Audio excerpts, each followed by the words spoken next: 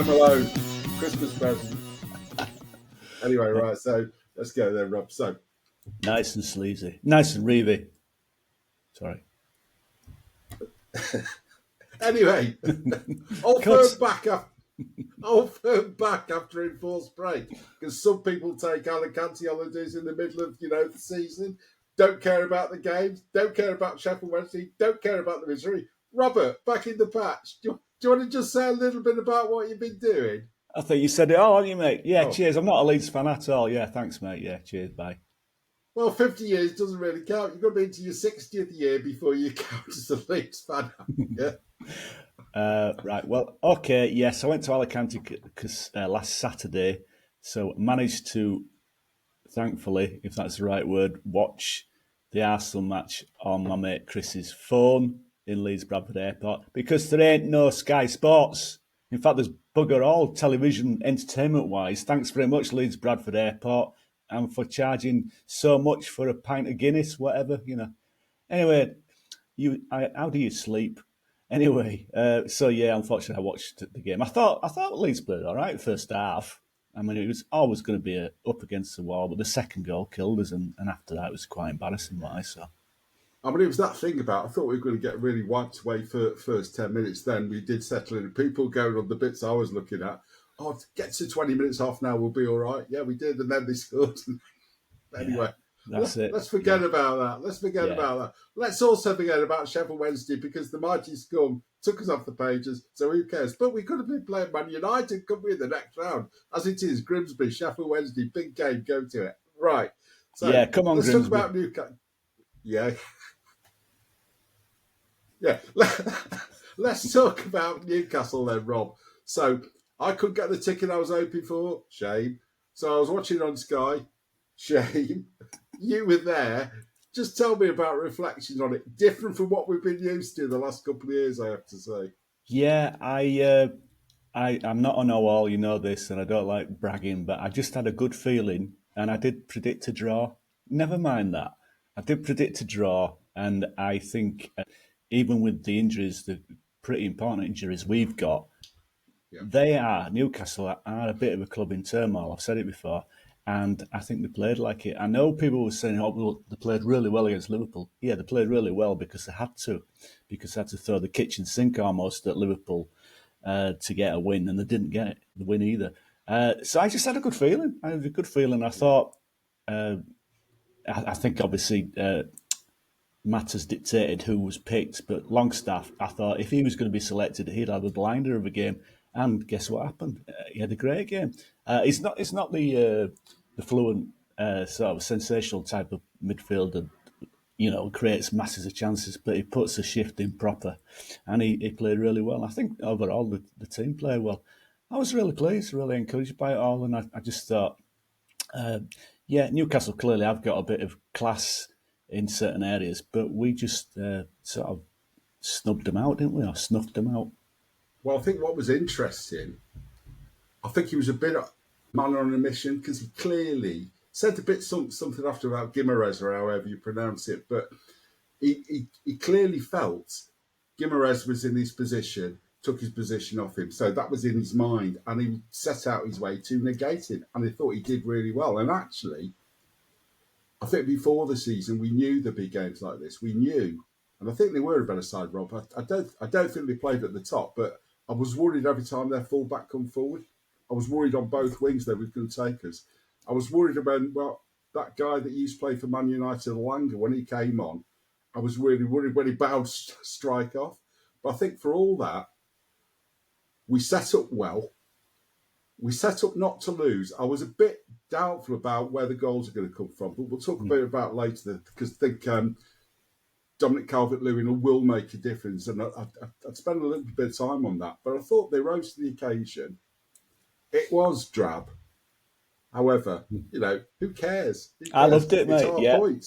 Yeah, I know all the pundits, etc., and the newspapers. It was drab, awful game, and I'm thinking, you're focusing on Newcastle because they're the big news, and we're just humble little Leeds United, aren't we?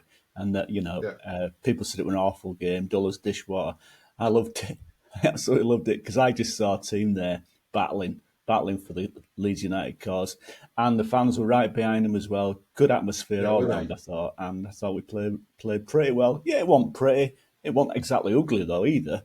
No. Both. In fairness, both teams were going for a win. It's just you cancel each other out, and Leeds are never going to go for a home draw. They're always going to try and at least nick a win, and we could have done, but it wouldn't have been fair, I suppose. And the chances were few and far between, and weren't exactly clear cut either.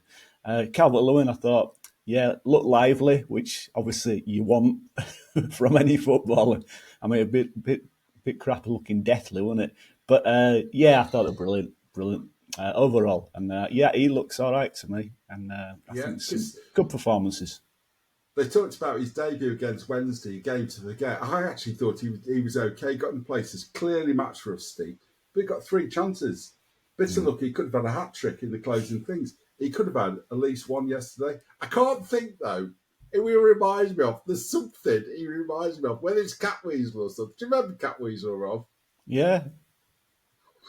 But the 5th thing, he just reminds me of something. So I've got that in my head. But I thought that, and we'll talk about Harrison as well. You're not thinking of the child catcher, are you? Child catcher in No.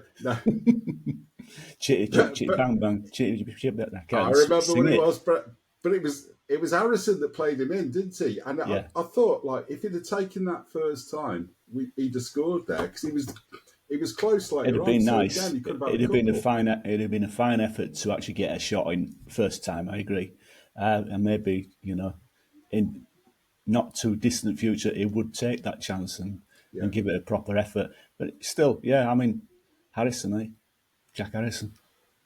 Do you want to talk about him? You love him now, don't you? No.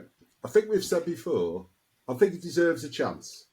I think with Harrison, whatever his ability with the final ball, and it is a bit patchy, he always tries. I think he tries to his utmost. So he's not one of those fancy dancy. Right. Sometimes he overdoes it, but I think he really cares. And I know it must be. Imagine going out getting booed every day when you're trying your best. It must be disheartening. Yeah. So I think it's admirable that they came on. Despite that, I heard less boos on the TV, but then you would. But I think it was about, he added energy down the left. I think it made a difference. So I think we've got to give him a chance. But I'd also want to just talk a little bit about, and I think the pronunciation, I checked it out after the previous one, Mecha, apparently. So I thought him coming in at the start showed what we were missing with Pirou in the previous game. I think you've got to be able to compete against these. And they played a back 3, didn't they? 3 really big centre-backs. And I believe he really held his own in there. Even if he wasn't winning the ball, he made it really difficult. And he did give us that thing to play to up front. Do you want to say a bit about that?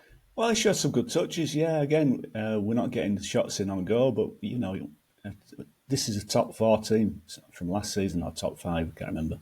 Don't care. Big. But, one of the top teams. And, obviously all the press coverage of them is just, lovely Newcastle, all that. Fuck all to do with murdering regime that owns them and stuff like that. And the fact that, they are demanding that they can buy every player going. I'm going on a rant here, mate. I'm not too fond of Newcastle. Well, I just get, it's just, they are Premier League elite now, aren't they? And so they get away with crap.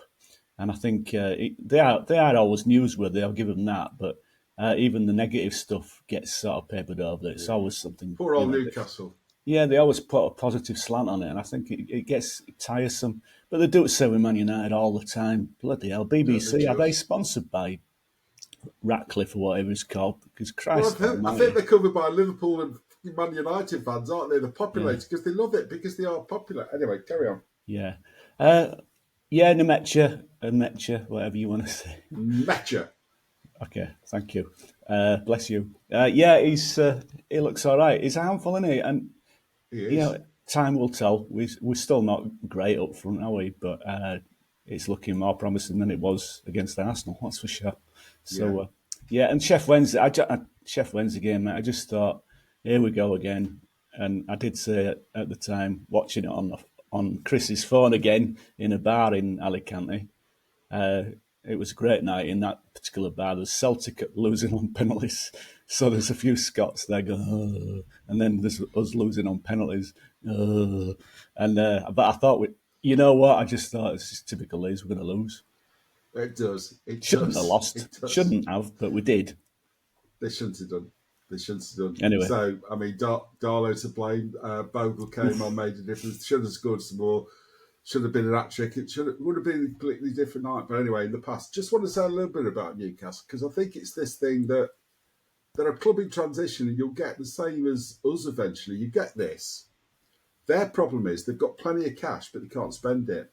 And their problem is they've got a real issue with the real big boys. So you've got this hierarchy, haven't you, that goes through and makes it really, really difficult. Yeah. And does this mean we should be, and I'm asking a question, should we be really almost sympathising or empathising with Newcastle? No. Because basically they're being shut out of the big boys club, aren't they, with the spending limitations. And then you get Chelsea with the disgraceful, Strasbourg and Blue Code nonsense. And they're getting away with it yet again. I know. Yet again. I mean, how much have they spent there? Billions. It must be billions now. But they don't care, do they? Chances. I just wonder why you do it though. Playboys. Because you spend loads. What happens? How do you actually get the money out? God knows, mate. I'm from Yorkshire. Don't ask me. But it's the same. No, I don't think we should sympathise or empathise with Newcastle.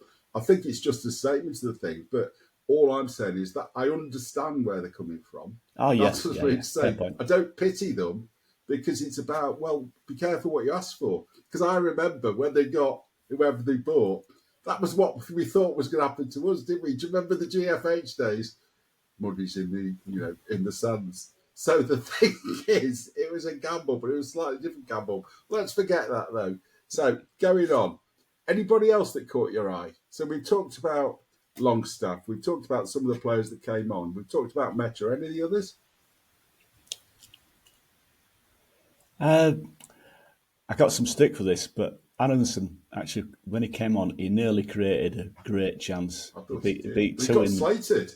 He got slated, didn't he? I got slated for defending him. But hey, fair dues, it livened up a bit when he came on. And, regarding, despite his limitations as a player, technical ability, I think, is lacking. But, he brought something again. And him and Harrison, we looked livelier again. And I think, he did all right. I mean, I know his first touch, he fell over, which is quite funny. But he loves checking that grass out, doesn't he?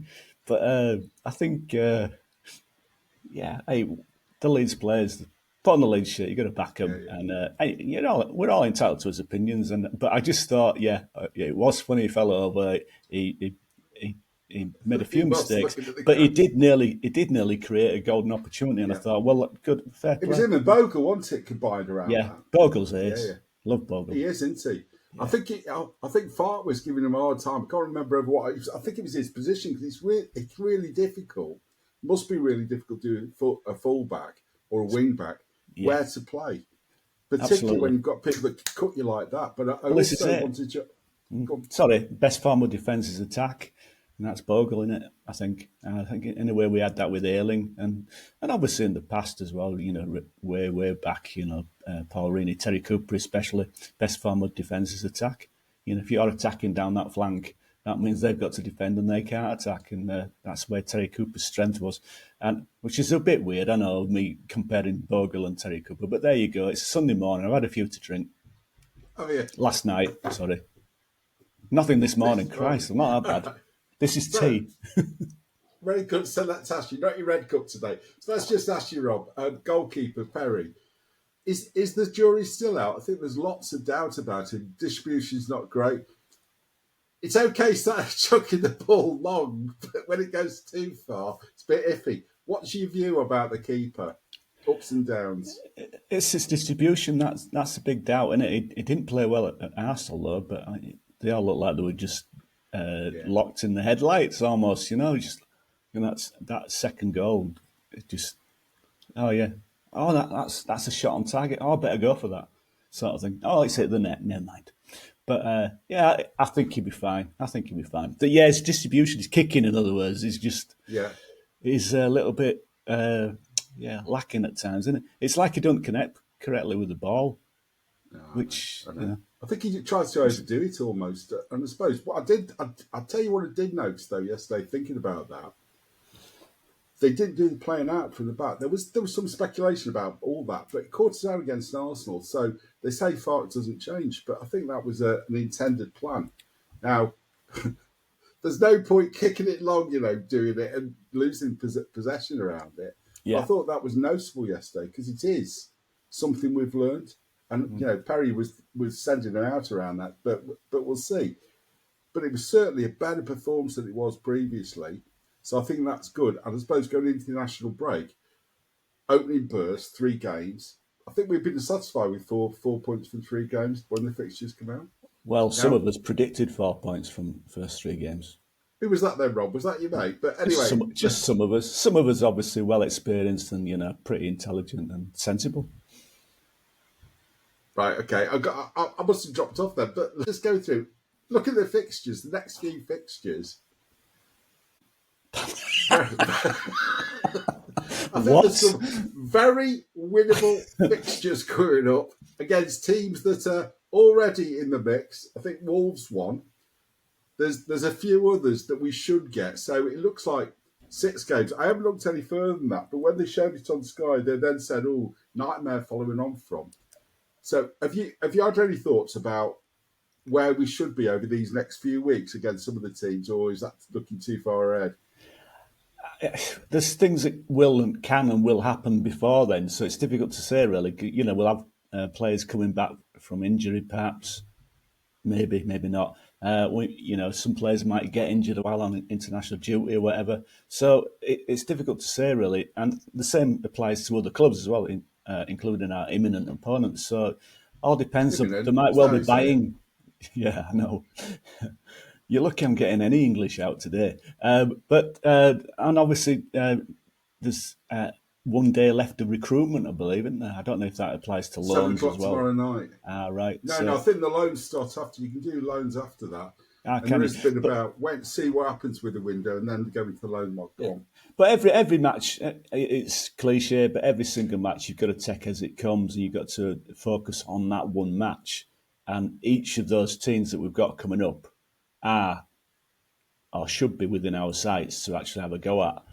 Yesterday we had a go, but the class tells them it really. So we're still a new boy. Still the process is ongoing. It's a working process. Sorry. So we'll see. But yeah, we should be looking at getting at least 1 win from the next 3. Realistically, optimistically, 2, maybe even 7 points out of 9, next 9. But we'll see. But yeah, there's nothing to be scared of so far. I mean, Arsenal, but the next 2 are both away. So from memory, it's Fulham and Wolves. Now, both beneath us in the table. However, that doesn't really say a lot, does it, at this stage? No. What do you reckon about those 2? Because I'd be interested in a team like them that have been in the Premier League for a while, aren't major, but on their own pitch. 1, how do you think it will go? And 2, what sort of approach do you think we should take? Should we go for it or? Difficult to say. Difficult to say. Both can be strong teams. Fulham play some good stuff, and I've still got a lot of flair about them. I think Wolves are not in a good sequence, obviously, at the moment, so the confidence might be low as well. But both are going to be strong teams, especially at home. But yeah, sure, we should go for it. We should go for it against most teams because, when you're playing some of Europe's best, in theory at least, Arsenal, for instance, going for it or planning and playing to defend, it's not going to work. The best way to defend for me is attack them. So and I think both Fulham and Wolves are there for the taking simply because I think they're not particularly negative either as well. So, and they're at home, so they'll be going for it as well. So it could be a good game. Both of them could be good games. And I mean, I nothing against Wolves. I quite like them actually, but they're on a bit of a decline at the moment. So let's add to it. please. Fulham, I don't know. Fulham will be difficult. I think of the two, more difficult because It's the London curse as well, isn't it, Fulham? well, I think they are good at home as well. Got some great players as well, and they are strong generally. Probably a little bit ripped off yesterday as well. Certainly disallowed goal, but yeah, we shall see. I mean, they got. I'm getting mixed up now. Oh yeah, that's right. It was Fulham, wasn't it, against Chelsea yesterday? And who did Fulham no, it was. play? And Chelsea have been lucky similarly before, haven't they? Do you remember? You see that thing? Who was it they were playing? Palace. Yeah. And because the Palace wall was too close to the Chelsea wall, they just allowed it. I've never heard of that. What bollocks? Why? Why on earth? Why on earth have you done it so the attacker's wall can't be that close? Well, there'll be a reason for it. In all honesty, I think it was a foul anyway, but for some reason they gave that 1 metre rule in instead to rule out Eze's free kick, wasn't it? But I don't really care, mate. I mean, it's in the rule book. It's in the rule book, and what can you say? You can say, I never understand. It'd be nice to apply the rule book sometimes. Well, it goes to the thing is I get confused when you take a goal kick, it can stay in your area. Why does the ball just have to be over the line as opposed to holding within? And why don't they actually play? Ball's got to be completely out before it's given out. Because often, it's not gone out. You can see it. Mad run. Anyway, anything else you want to say about Newcastle, Rob?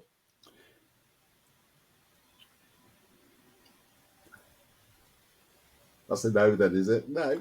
Quite a few of the fans in the Leeds Town Centre, Leeds City Centre before the match seemed a good lot. Have got the shirts on? Various pubs. Oh, of course I did. Yeah, I swear, one day you'll see a big 65-stone Newcastle skinhead wearing a shirt, black and white stripes. He'll take it off, and guess what? He'll have fucking tattoo with black and white stripes. Mark my words. Be a lot of ink, like. Don't they already do? Yeah, is that rub on it? Okay, so talking about the football, talking about the internationals, we don't really care about internationals, do we? No. So let's talk about other stuff you've got on. Do you want to tell us about Eddie Gray in the book, Rob? We said a little bit last time. Do you want to say something about that? Yeah, it's going on well, getting on well. This is disturbing my rhythm today, actually. I've been writing it earlier on. Yeah, it's doing well, yeah. I've spoken with Eddie twice, proper interviews, and both times my interview recorder is broken down, which is brilliant. But yeah, Eddie's on good form, and his book's going well. I'm really looking forward to it. I think it's going to look brilliant. We've got a fantastic designer called Graham Ambler, big Leeds fan, who's who's responsible for all the layout and design of the photo position, etc. And it looks beautiful. I'm just doing the words, and I hope people make sense and quite like them. And then it'll be out. I'm hoping for October. October? Yeah, Eddie Gray's Leeds. So it works on two levels, you see.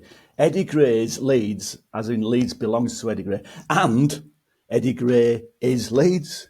It's amazing, isn't it? I never saw that. Double entendre. You never sealed it? No. What? No, I never thought about that. Okay. It's like hello. Hello. Just a minuet. Oh, you shaky. I hated that programme. So did I. Despised it. Wouldn't mind if they changed the script occasionally, but it's just like the pictures change. Waitresses were pretty though, weren't they? I can't remember, Rob. I'm married.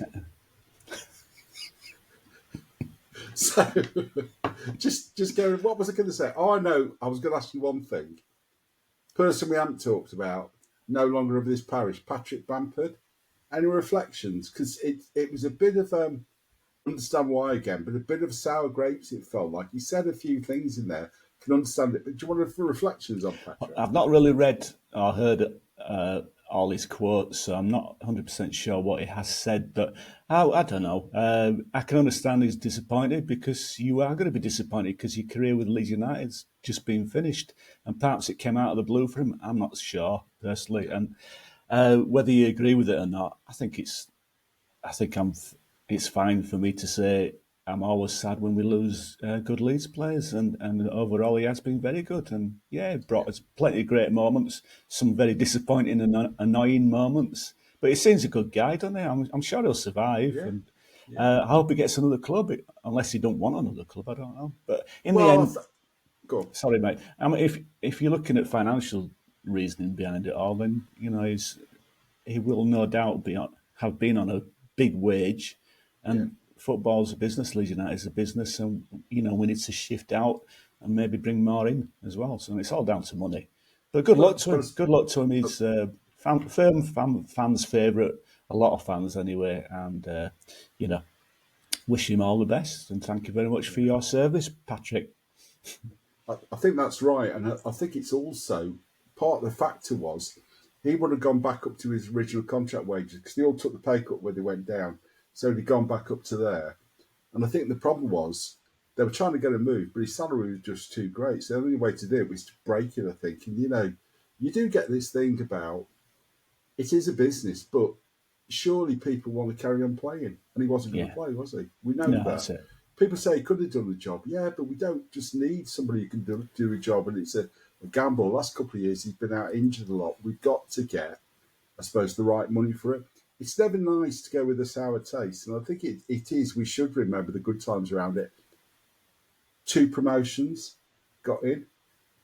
Not many have done that, and I think we do need to recognise. I can't remember, were there any others that did 2 promotions? Melier would have done, but I'm not sure he counts.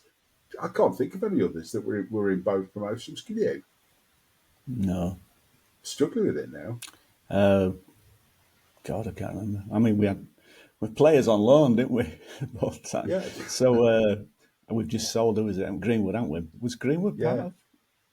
No, him and Gellart came up. Gellart, yeah. During when after we came up. Can't remember why they paid him because he was supposed to be a striker. He was never a striker, Greenwood, but I thought that was good business shipping out. But I can't think of another player that had the 2 promotions. No. Melier accepted. I think there was just the 2. Everybody else is gone. Now it's turnover, eh? Yeah, very true. Yeah. Anyway, it's not to ramble, Rob. No, not really. Anything we want to say before we say good night? Good afternoon, good morning. Good day. Good day. No, I don't think so. I think it's been a typical first 2 weeks of the season, from the highs to the lows to the derision of losing to Tin Pot kids. Doesn't count. Mickey Mouse Cup. Yeah. Mickey Mouse Cup, unless you're Man United, then it's important. I meant Arsenal. 15-year-old. And, okay, yeah, all right, it was a penalty. Yeah, you didn't have to make a song and dance out of it, did you? Bloody hell. It wasn't a penalty. I thought it was. I will object. Only just. My day. So it was about what they were saying was he trod on his foot, but he went for the penalty because you saw him kicking in. But you start thinking about what I don't like is when they say it's the same as the X Factor, best dance group I've ever seen, best actor life. No, just have a bit of bloody. He's a 15-year-old playing above himself, above his age, but it was never a penalty. Never a penalty, Rob. All right. Oh, good. So say good night, Rob. Good night, Rob. Good night, everybody. Cheers. Good night. Thank you. Bye.